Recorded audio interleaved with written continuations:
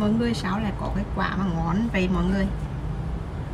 Mình sinh lá mọi người, đang vào mua, mình đang vào mua.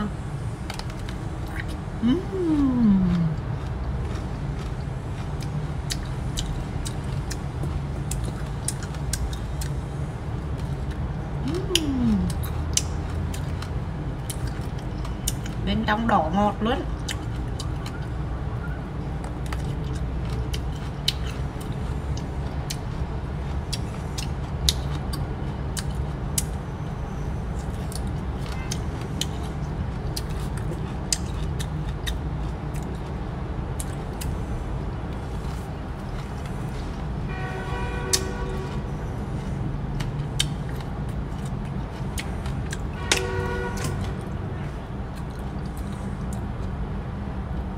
Cắn một cái nè. Bây giờ thì mình sẽ đi một quán cà phê rất là đẹp mới mở ở thành phố Thủ Đức này mọi người, nằm giữa lòng Sài Gòn mà giống như Đà Lạt đó mọi người.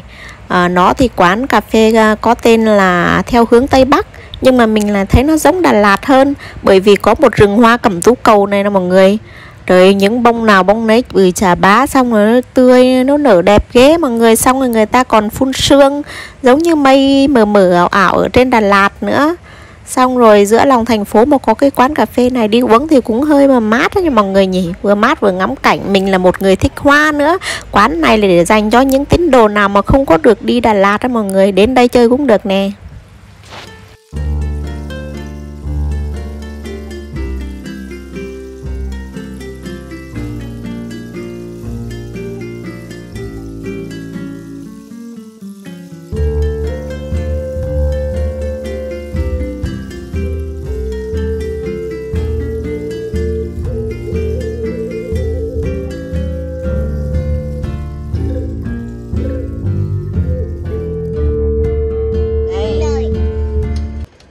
Ui trời ơi, ui trời ơi.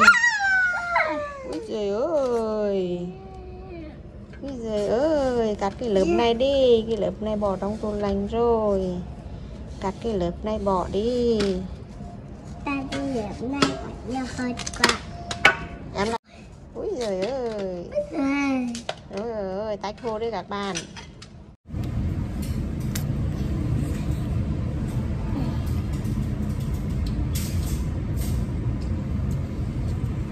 Rồi chứ đó. Còn cái kia. Cái kia này đây. Ôi lọt đây. Quên ăn được.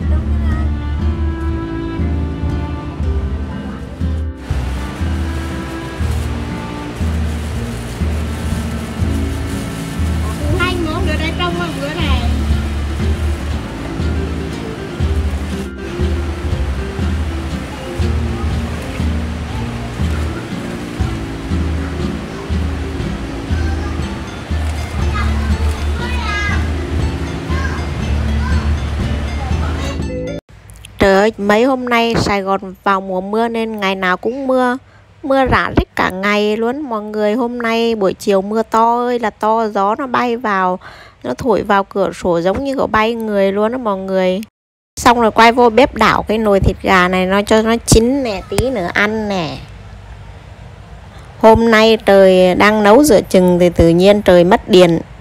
Mà may là thịt gà cũng chín rồi nên hôm nay cả nhà ăn bằng nến rồi mọi người ơi. Thiệt là tội nghiệp quá đi. Xong rồi 2 cái cây hôm qua tôi trồng, hôm nay tôi ra tưới nước cho nó nè. Cây rau quế và cây lan. Vài bữa mình sẽ kiếm vài cây hành về mình trồng ở trong này nữa. Xong hôm nay mình đi chợ mua được một ít đầu cá hồi về nấu canh chua mọi người.